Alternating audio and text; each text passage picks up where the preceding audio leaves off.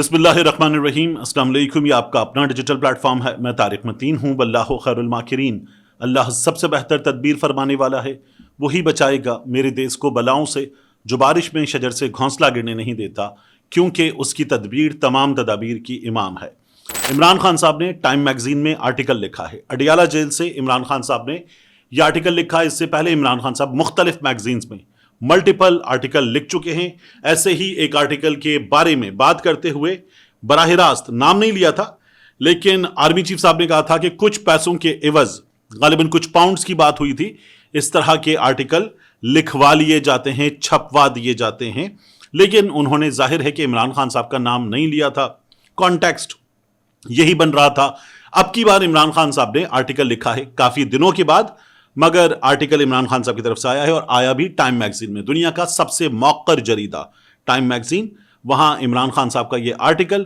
اور کوئی آرٹیکل لکھتا ہے نا، یا کوئی انٹرویو پبلش ہوتا ہے، یا کوئی چیز، کوئی سٹوری آتی ہے، تو یہ بڑے بڑے ادارے کیا کرتے ہیں، یہ سوشل میڈیا پر اپنے پلیٹ فارم پر آتے ہیں اور آ کر اپنے اس ہینڈل پر اس آرٹیکل کے، اس سٹوری کے، اس انٹرویو کے بارے میں ایک پوسٹ کرتے ہیں، اس کا لنک ہوتا ہے، دیٹس اٹ، تاکہ آپ وہاں تک پہنچ سکیں۔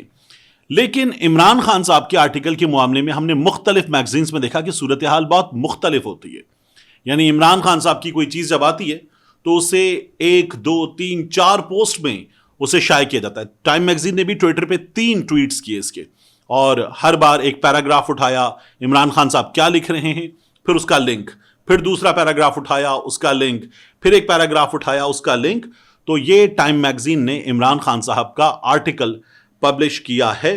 اب اس آرٹیکل میں کیا ہے، پہلے اس کی بات کر لیتے ہیں۔ اس آرٹیکل کا مطلب کیا ہے، اس کی ٹائمنگ کیا کہتی ہے، موسٹ سگنیفیکنٹ چیزیں اس آرٹیکل میں کیا ہیں، ان کی بات کر لیتے ہیں۔ پہلے عمران خان صاحب آرٹیکل میں لکھتے ہیں، جیسے ہی ہم 2025 میں داخل ہوئے ہیں، میں پاکستان کی تاریخ کے سب سے ہنگامہ خیز اور اس وقت ایک ایسا دور جسے آزمائش کا دور کہنا چاہیے، اس پر غور کر رہا ہوں۔ اپنی قید تنہائی میں اپنے وطن کی جو افسوسناک صورتحال ہے اس کا مشاہدہ کر رہا ہوں، جو آمرانہ طرز حکمرانی کے شکنجے میں جکڑا جا چکا ہے۔ مگر ان تمام حالات کے باوجود میں پاکستانی عوام کی ثابت قدمی اور ان کے انصاف کے لیے غیر متزلزل عزم پر پختہ یقین رکھتا ہوں۔ مجھ پر لگائے گئے سیاسی الزامات دراصل مجھے جمہوریت کی جدوجہد سے روکنے کی ایک کوشش ہے، لیکن یہ جنگ صرف میری ذات تک محدود نہیں ہے۔ پاکستان میں جمہوریت کا زوال دور رس نتائج کا حامل ہے۔ ایک غیر مستحکم پاکستان علاقائی سلامتی کے لیے خطرہ، تجارتی رکاوٹ اور عالمی جمہوری اقدار کی کمزوری کا باعث بن سکتا ہے۔ دنیا کو اس بحران کی سنگینی کو سمجھنا ہوگا، کیونکہ یہ صرف پاکستان کا مسئلہ نہیں، بلکہ پورے جنوبی ایشیا اور اس سے آگے کے خطے کے استحکام کا سوال ہے۔ عمران خان صاحب اپنے آرٹیکل میں لکھتے ہیں، ایک ایسے ملک میں جہاں جمہوریت کا خاتمہ ہو رہا ہو اور جو علاقائی اور عالمی سلامتی میں کلیدی کردار ادا کرتا ہو، وہاں جمہوری آوازوں کا دبایا جانا ایک خطرناک مثال قائم کرتا ہے۔ یہ ان تمام لوگوں کے لیے باعث تشویش ہونا چاہیے جو آزاد اور منصفانہ حکمرانی پر یقین رکھتے ہیں۔ اس کے بعد عمران خان صاحب لکھتے ہیں، گزشتہ سال میں سیاسی جبر کی انتہا دیکھی گئی۔ میری جماعت پاکستان تحریک انصاف اور اس کے حامیوں کے خلاف وحشیانہ کریک ڈاؤن کیا گیا، جس نے دنیا کو ہلا کر رکھ دیا۔ اور ہم نے دیکھا کہ اقوام متحدہ سے آواز بلند ہوئی، ہم نے دیکھا کہ امریکہ سے آواز بلند ہوئی اور اب تک ہو رہی ہے، برطانیہ سے آواز بلند ہوئی، یورپین یونین سے آواز بلند ہوئی۔ عمران خان صاحب آگے کہتے ہیں، بین الاقوامی انسانی حقوق کی تنظیموں اور اقوام متحدہ نے جبری حراستوں اور فوجی عدالتوں میں سیاسی مقدمات کا دستاویزی ثبوت فراہم کیا ہے۔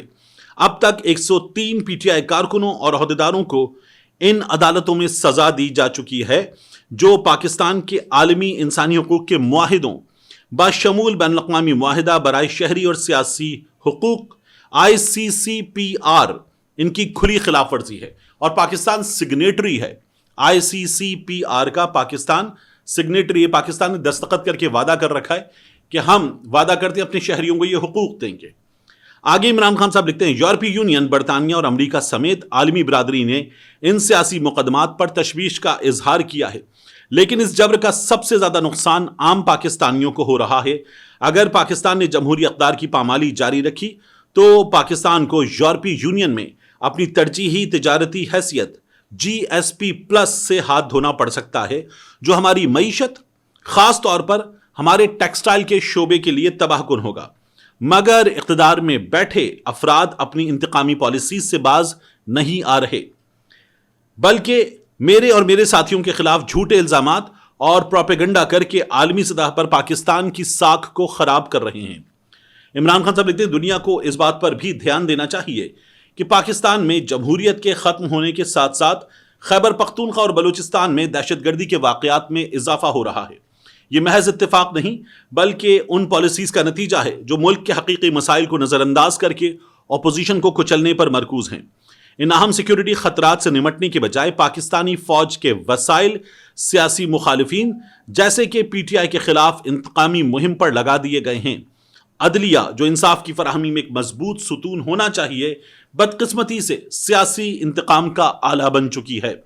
انسداد دہشت گردی کی عدالتوں میں PTI کے پرامن کارکنوں کو ایسے مقدمات میں پھنسا کر سزا دی جا رہی ہے جو سراسر بے بنیاد ہیں۔ عمران خان صاحب لکھتے ہیں ہزاروں گھروں پر چھاپے مارے گئے، خاندانوں کو ہراساں کیا گیا، حتیٰ کہ خواتین اور بچوں کو بھی اس جبر سے نہیں بخشا گیا ہے۔ ہمارے سوشل میڈیا کارکن، بیرون ملک مقیم حامی اور عام لوگ جو ہماری حمایت کر رہے ہیں، ان کے خاندانوں کو دھمکایا اور اغوا کیا گیا تاکہ انہیں خاموش کرایا جا سکے۔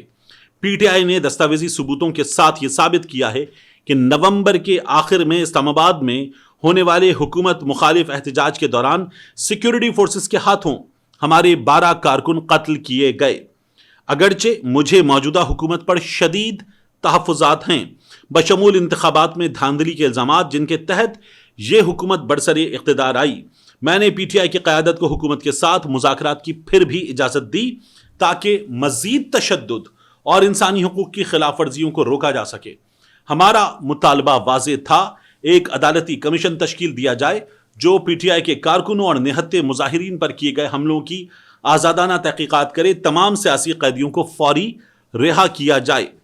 عمران خان صاحب لکھتے ہیں لیکن اس کے بدلے مجھے گھر میں نظر بندی کی پیشکش کی گئی اور ساتھ میں PTI کو مبہم انداز میں سیاسی جگہ دینے کی بات کی گئی، جسے میں نے مکمل طور پر مسترد کر دیا۔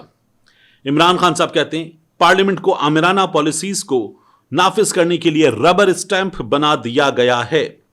عدلیہ کی آزادی ختم کرنے، اظہار رائے کی آزادی کو دبانے اور اختلاف رائے کو جرم قرار دینے جیسے قوانین بغیر کسی بحث کے منظور کرائے جا رہے ہیں، اور سیاسی اختلاف کو ریاست دشمنی قرار دے کر سخت سزائیں دی جا رہی ہیں۔ جبری گمشدگیاں اور سخت انسداد دہشت گردی قوانین کے تحت مقدمات بن چکے ہیں۔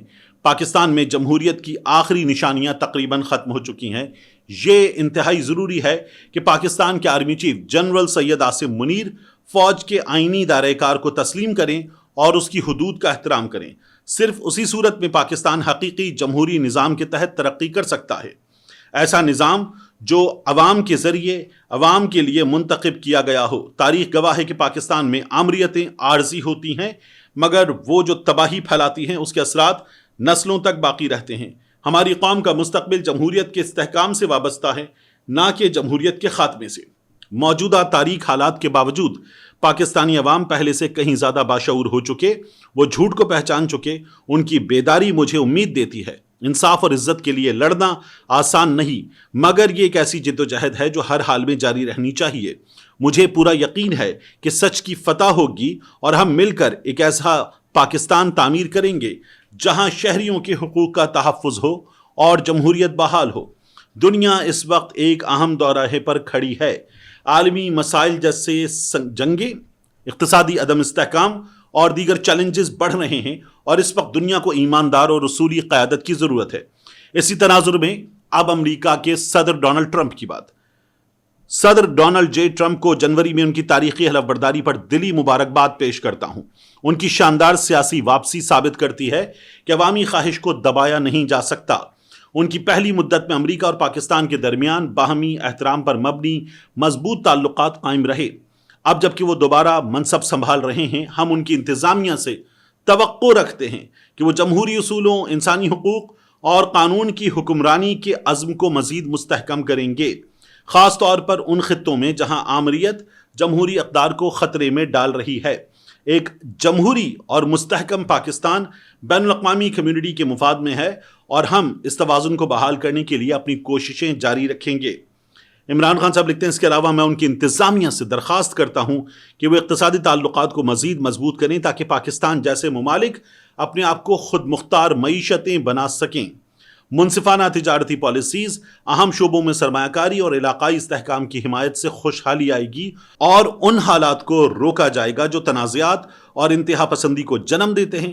مجھے امید ہے کہ امریکہ کی قیادت کا یہ نیا دور ان اہم شعبوں میں حقیقی تعاون لائے گا اور امن و ترقی کے قیام میں مددگار ثابت ہوگا۔ جیسے جیسے ہم آگے بڑھ رہے ہیں میں اپنے پاکستان کے ویژن پر پرعزم ہوں، ایک ایسا ملک جو انصاف، مواقع اور برابری پر مبنی ہو۔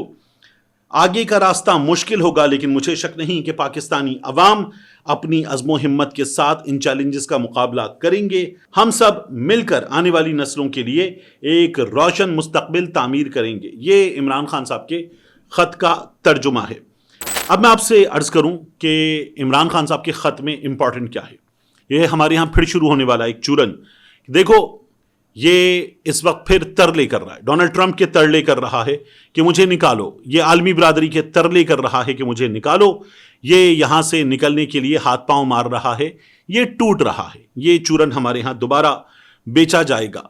لیکن عمران خان صاحب کے اس خط میں عمران خان صاحب کیا کہہ رہے ہیں کہ پاکستان سے معاشی تعلقات کو مضبوط کیا جائے۔ کیا عمران خان حکمران ہیں؟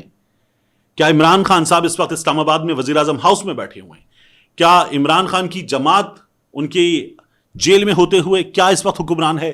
دونوں صورتیں نہیں ہیں، مگر پھر بھی عمران خان کو پاکستان کی سلامتی، پاکستان کا دفاع، پاکستان کی خوشحالی عزیز ہے اور وہ جیل میں بیٹھ کر بھی کہہ رہے ہیں کہ پاکستان سے معاشی تعلقات کو مضبوط کیا جائے۔ ایک دوسرا، عمران خان نے یہ جو آرٹیکل لکھا ہے ٹائم میں اور اس میں ٹرمپ کو مخاطب کیا ہے، عمران خان صاحب نے بین الاقوامی برادری کو مخاطب کیا ہے، اس کو اگر آپ دیکھیں تو عمران خان صاحب نے یہ نہیں کیا۔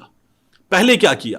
پہلے عمران خان صاحب نے یہاں چیف جسٹس کو خط لکھا، پہلے عمران خان نے یہاں اس حکومت سے بھی مذاکرات کے لیے کمیٹی بنائی، پھر عمران خان صاحب نے آرمی چیف کو خطوط لکھے اور اس کے بعد عمران خان یہ آرٹیکل لکھ کر بین الاقوامی برادری سے ٹرمپ سے مطالبہ کر رہے ہیں۔ عمران خان صاحب نے یہاں اپنے رائٹس ایکسرسائز کر لیے، لیکن جب اس کو نہیں سنا گیا تو پھر اس کے بعد عمران خان صاحب نے یہ کام کیا ہے کہ انہوں نے بین الاقوامی جریدے میں یہ آرٹیکل لکھا ہے۔ تو بہت امپورٹنٹ ہے، عمران خان صاحب جیل میں بیٹھ کر اپنا مافی الضمیر بیان کر رہے ہیں، جبکہ ہم نے ایسے سیاستدان دیکھے جو جیل میں بیٹھ کر گھر سے کھانا منگواتے تھے، جیل میں بیٹھ کر ملاقاتی منگواتے تھے اور پھر سپرنٹینڈنٹ جیل کے کمرے میں اے سی چلا کر بیٹھ کر وہاں ملاقاتیں کرتے تھے۔ ہم نے ایسے قیدی دیکھے ہیں، ہم نے ایسے قیدی دیکھے ہیں جو کراچی میں ان دنوں نیا کھلا تھا میک ڈونلڈز، اسٹار گیٹ، ناظم آباد بلاک اے، تو کراچی میں جیل میں بیٹھ کر میک ڈونلڈز منگاتے تھے کہ پاکستان میں میک ڈونلڈز آ گیا ہے، میرے لیے میک ڈونلڈز لایا جائے۔ ہم نے جیل میں ایسے قیدی دیکھے ہیں، تو یہ سب کچھ ہم نے دیکھا ہے، لیکن عمران خان کا معاملہ ان لوگوں سے مختلف ہے، سراسر مختلف ہے، اور اسی لیے عمران خان صاحب نے یہ آرٹیکل لکھا۔ اس سے پہلے والے آرٹیکل لکھے ہیں۔ ہمارے ہاں تو لوگ جیل میں بیٹھ کر 4 سیدھے جملے نہیں لکھ پاتے، عمران خان صاحب وہاں سے کتابوں کے برابر مٹیریل جو ہے وہ پبلش کر چکے ہیں اور اب بھی کر رہے ہیں۔ یہ عمران خان میں اور باقی لوگوں میں ظاہر ہے کہ بہت بڑا فرق ہے۔ اس کے بعد میں آپ سے عرض کروں، علامہ راجہ ناصر عباس صاحب وہ کہتے ہیں یہ جان لیں کہ عوام کے بغیر کوئی قیادت نہیں ہوتی، قیادت عوام کی امنگوں کو پڑھتی ہے اور اسے زبان دیتی ہے۔ یاد رکھیں کہ عمران خان نے پاکستانی قوم کو زبان دی ہے اور اپنے ساتھ عوام کو وابستہ کر لیا ہے۔ یہ سمجھ لیں کہ پاکستان میں سیاست زندہ ہے تو اس کی وجہ عمران خان ہے۔ اگر عمران خان خوفزدہ ہو جاتے تو ہم یہاں نہ بیٹھے ہوتے۔ آپ غوث علی شاہ کو یاد کیجئے، غوث علی شاہ صاحب کہتے ہیں میں جیل میں تھا، مشرف کے دور میں میں جیل میں تھا، اور میاں صاحب جو ہیں وہ کب نکلے ہمیں پتہ ہی نہیں چلا۔ ہم تو بعد میں یہ شکوہ کرتے رہ گئے کہ میاں صاحب ہمیں بتا دیتے، ہمیں ساتھ لے جاتے، ہمیں کم از کم بتا دیتے، ہم اپنے رہائی کے لیے کوششیں کرتے، لیکن میاں صاحب نکل گئے، ہمیں پتہ بھی نہیں چلا۔ میاں صاحب دوسری بار گئے تو پھر پتہ چلا کہ اسٹیبلشمنٹ نے میاں صاحب کو باہر نکالا تھا، پھر اس کے بعد میاں صاحب آئے تو پھر سب کچھ ہم نے میاں صاحب کے لیے قدموں میں بچھا ہوا دیکھا تھا۔ دوسری جانب عمران خان ہے، وہ جیل میں بیٹھ کر آرٹیکل لکھ رہا ہے، وہ جیل میں بیٹھ کر ایکسرسائز کر رہا ہے، وہ جیل میں بیٹھ کر جو کھانا کھا رہا ہے اس پہ کچھ لوگوں کو اعتراض ہے، لیکن اس کے لیے عمران خان صاحب کی اہلیہ عمران خان صاحب خود فنڈز جمع کراتے ہیں اور اپنے پیسوں سے کھاتے ہیں. عمران خان صاحب جو کھاتے ہیں, تو اس پر اگر کسی کو پرابلم ہے تو کوئی مسئلے کی بات نہیں ہے. یہ عمران خان صاحب کا معاملہ. عمران خان صاحب چاہتے تو ڈیل کر لیتے. عمران خان صاحب ڈیل کر لیتے اس سیاستدان کی طرح جو کہتا ہے 4 ہفتے میں آ جاؤں گا, پھر 4 سال غائب رہا. عمران خان صاحب ڈیل کر لیتے اس سیاستدان کی طرح جو کل لاہور پہنچا. لاہور پہنچنے کے بعد اس نے 1 سے 2 ملاقاتیں کی اور اس کے بعد وہ ہوپ کر رہا تھا ایک بڑی ملاقات کی, لیکن وہ ملاقات نہیں ہوئی. وہ ایک بڑے ایونٹ میں بھی بطور مہمان خصوصی شرکت کی ہوپ کر رہا تھا, لیکن اس کی سیکیورٹی کلیئرنس نہیں ہوئی. یہ سب کچھ ہم نے دیکھا ہے. تو ہمارے ہاں ایسے ہی چلتا ہے, چڑھتے سورج کو سلام کیا جاتا ہے, اور یہ ہمارے سیاستدانوں کی بھی, عوام کی بھی, سب کی حقیقت ہے. اس کے بعد مریم نواز شریف کے 60 پیجز کا ایک ایک کر کے پوسٹ مارٹم ہو رہا ہے. تو پاکستان تحریک انصاف نے مریم نواز شریف کے 60 پیجز میں سے ایک پیج اٹھایا اور کہا کہ پاکستان تحریک انصاف کی حکومت میں پنجاب میں کٹا پال اسکیم شروع کی گئی, جس میں جانور مرغیاں لوگوں کو کاروبار کے لیے دی گئیں, جس کا جعلی ٹک ٹاکر وزیر اعلیٰ مریم نواز نے مذاق اڑایا, لیکن آج اسی اسکیم پر اپنی تختی لگا کر اس کا کریڈٹ لے رہی ہیں. ذہنی پستی کا یہ عالم ہے. پاکستان تحریک انصاف نے لکھا. اس پر امجد حفیظ صاحب, یہ مریم نواز شریف کی ٹیم میں ہوتے ہیں, کوئی عہدہ ان کا ظاہر نہیں کیا گیا, یہ بھی اپنے بایو میں کوئی عہدہ نہیں لکھتے. انہوں نے کہا لائیو اسٹاک پر پالیسی اور قانون 2008 سے 2014 میں بنے, ساتھ ہی کٹا پال اسکیم بھی شروع کر دی گئی. وزیر اعلیٰ مریم نواز شریف نے لائیو اسٹاک کارڈ کے ذریعے بلا سود قرضے دے کر اس کو باقاعدہ کاروبار کی شکل دی ہے. 4 خواتین کو کٹے دے کر فوٹو بنانا پالیسی اور کارڈ دے کر کاروباری بنانے میں فرق ہے. یہ امجد حفیظ صاحب نے ٹویٹ کیا. اب امجد حفیظ صاحب کے لیے, مسلم لیگ نون کے دوستوں کے لیے, آپ کے لیے دیکھیے, جو کہہ رہے ہیں نا 4 کٹے خواتین کو دے کر, یہ سید عاشق حسین کرمانی صاحب ہیں, یہ لائیو اسٹاک کے وزیر ہیں. کیا دے رہے ہیں یہ ان خواتین کو؟ کیش دے رہے ہیں 2 لاکھ روپے جس سے وہ کاروبار کر سکیں؟ نہیں, جانور دے رہے ہیں. یہ دیگر لوگوں کو بھی جانور دے رہے ہیں. اور یہ لوگ عمران خان کا مذاق اڑاتے ہوئے کہتے تھے ویژن دیکھو, مرغیاں کٹے وچھے, مرغیاں کٹے وچھے, مرغیاں کٹے وچھے. یہ ان لوگوں کی جانب سے مذاق اڑایا جاتا ہے. آپ کہہ رہے ہیں ہمارا تو یہ قانون 2008 سے بنا ہوا تھا, 2014 تک تو ہم نے قانون سازی کی, پھر اس کے بعد ہم لے کر آئے ہیں. یہ پچھلی حکومت کا منصوبہ تھا.